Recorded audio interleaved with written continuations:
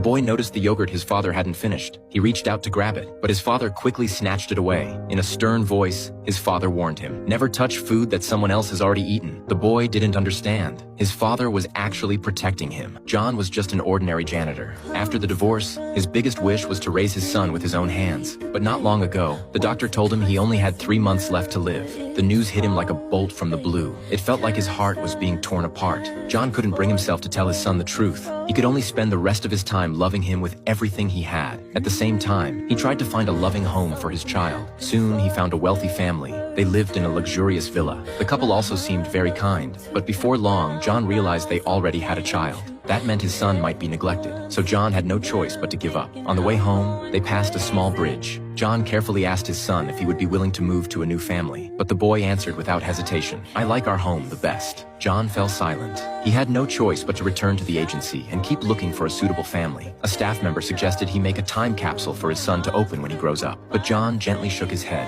because he wanted his son to completely forget about him. In his free time, John took his son to the park. He bought him ice cream. He wanted him to see as much of the outside world as possible, but whenever he saw other fathers raising their children, an endless sadness would rise in his heart. How could he tell his child that he wouldn't be around much longer? So he picked up a dead beetle and tried to help his son understand what death meant. But the young boy couldn't understand at all. He couldn't accept that his father would one day leave him. To make things worse, the next day at work, John suddenly had a severe headache. But his boss thought he was slacking off and fired him on the spot. Angry, John waited until his boss stepped out and smashed his windows with eggs to vent his frustration. Not long after, John contacted a second family. They all seemed kind, but they had already adopted several children. Even though they repeatedly promised to treat his son like their own, seeing his son's timid expression, John still chose to give up. On John's 34th birthday, his son personally placed 34 candles for him. Then he handed him 1 extra candle and promised they would celebrate together again next year. At that moment, John felt his heart shatter, because this would be his last birthday. The mother from the third family had given birth to a child when she was young, but she had to give the child away because she couldn't afford to raise it. Later, she became unable to have children due to illness. Her husband also left her because of that,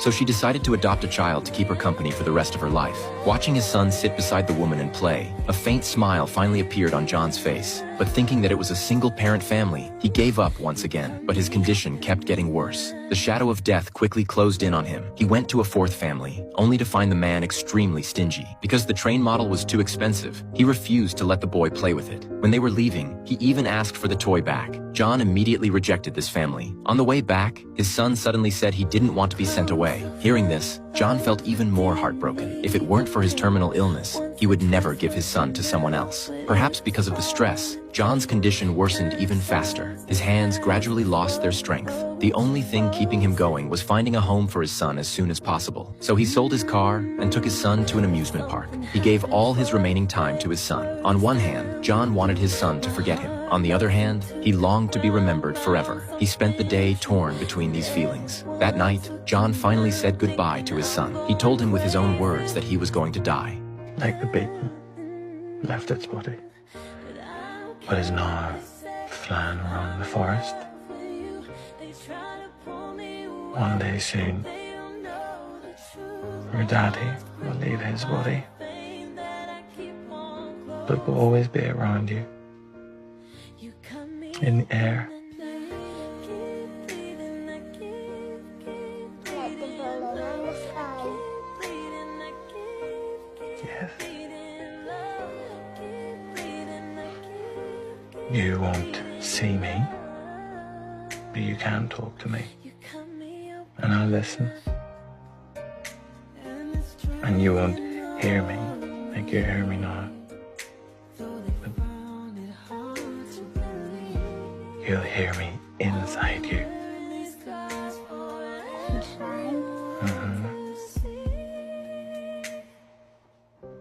I will always be with you, in the air around you, and in the sunshine that warms you. And the rain.